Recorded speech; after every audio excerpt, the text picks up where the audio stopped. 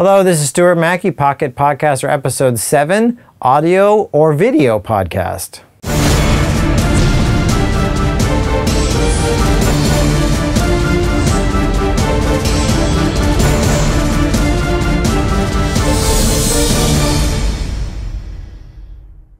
We're going to be interviewing Steve Cherubino again, talking about podcasting, and this time he's going to tell us about the advantages of having an audio podcast. And I'm also going to talk about the advantages and differences and challenges of having a video podcast. Hello, I'm Stuart with the Pocket Podcaster, and I'm back with Steve Cherubino. Hello, Steve. Hey, Stuart. Good to be here. Thank you. Thank you for coming back. This episode, we are going to kind of talk about audio versus video podcasts now. I'm pretty sure that all your podcasts have been audio, correct? Yes. Yeah, but you do have some video stuff. And all of my podcasts, I've only got 2 right now. They're both video-based, and we wanted to talk about the advantage and disadvantage. Now, Steve, why did you choose to do audio podcasts? Maybe pick one podcast specifically and talk about why you thought about doing audio with that one. Okay. I started doing audio because I was a podcast listener before I started doing my own show, and I just listened to audio shows. So I thought that was just what made a podcast. So it was an easy first step. Video seemed more complicated, so it's kind of the logical choice to get into it. Okay. What are the other advantages you see of an audio-only podcast? Well, audio has lots of advantages, and it's funny, even in this day and age where we have YouTube and smartphones and anybody could watch a video anywhere at any time, people still podcast with audio because it's easier to consume. Most people listen to podcasts, at least my show, when they're driving in their car. So you don't want to watch videos and movies while you're driving. That's one advantage. Don't do that. Yeah. Second is, they listen to them at the gym when they're working out. Most of the time, people have earbuds in their ears and they want to listen to something. So it's either music or podcasting. So in a lot of people's lives, once they discover podcasting, it kind of takes the place of music and they listen to podcasts all the time. So it's a much easier medium to consume, to be a short answer for you. Now, you have produced some videos. On the post-production side, give me a little comparison, audio versus video. Sure. And I actually have done video podcasting. Okay. In the middle of when I was doing 5 shows a week when I was really podcasting heavy, and I said, let me try video, and I threw video into the mix. So I've done hundreds of video shows as well. What I didn't do with the video is, like you said, the post work, the work you do after the show. So I recorded videos, I uploaded them to YouTube, but they're completely unedited. Okay. And even just doing that, it's a ton more work. You have to worry about camera angles, lighting. I had a green screen behind me. I had to worry about was I lit? Was the green screen lit properly? And okay, so all that's done. And then if I did want to actually release that as a professional product, I'd have to put an intro with some graphics and animation. I'd have to put music. I'd have to edit the video at the right spot. I mean, when you edit audio, you could cut and chop and you could just piece the waveform together. Nobody will know the difference. You could even chop words in half. Like I've had somebody talking, and when they say the first part of a word, I cut out the middle part and I attach another word to the end of what they said. You could just work magic on audio. Yeah.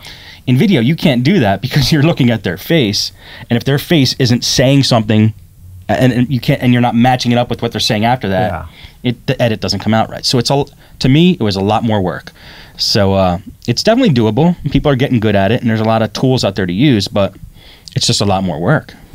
And I would concur. I mean, most of my history, I've been doing video production for 20 years. I've done some audio-only kind of projects, but not that many. And he's right. I mean, we're here in the studio. I am not shooting this episode on my iPhone. We have professional lights set up in here and microphones to record the audio, and I'm going to have to do all this editing in Premiere on my Mac and not on my iPad like some of the previous episodes.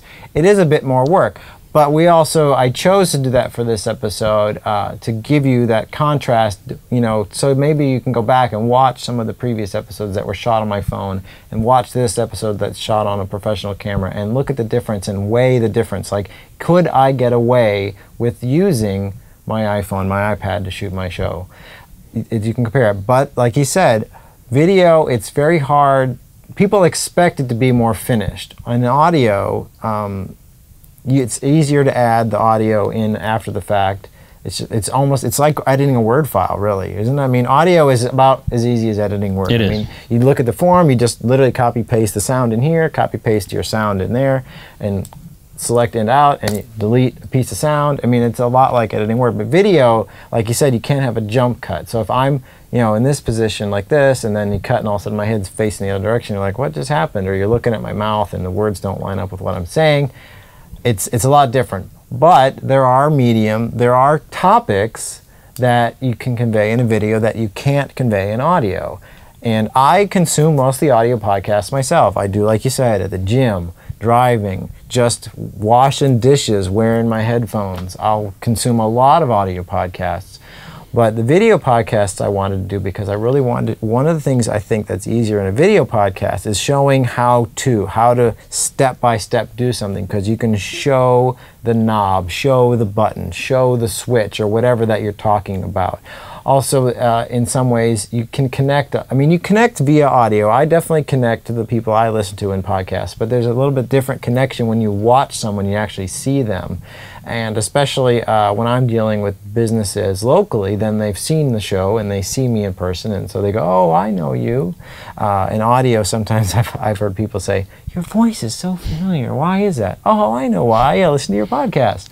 So that's why I've chosen to do this video instead of audio. Now, with that being said, there are some topics that you could start as a video and create the audio out of it, and actually publish 2 copies of your show, 1 audio and 1 video. It depends on the nature of your show. So you really need to think hard about, does my show have to be a video, or could it be just audio? Because like Steve said, it is much, much easier to do an audio-only show. So thank you very much. Steve, thank you for coming. Where can people find you online? My website is shutupandpodcast.com. And I offer consulting there, and I also offer a course you could download and watch and learn how to podcast. There's 10 hours of videos on the site, and it's basically podcasting from the beginning to the end, everything you need to know. Thank you, Steve. And I'm Stuart Mackey, and this is the Pocket Podcaster, pocketpodcaster.com. Thank you very much. Please leave a review on iTunes or a note on the show page, and we'll have links to Steve's site and everything there as well. Thank you very much. For more tips and tricks on how you can use your iPhone, iPad, or iPod Touch to produce marketing videos and podcasts, visit pocketpodcaster.com. Please make sure to look at the show notes for this episode to find where you can find the links we talked about, and also to leave comments and reviews. Thank you very much.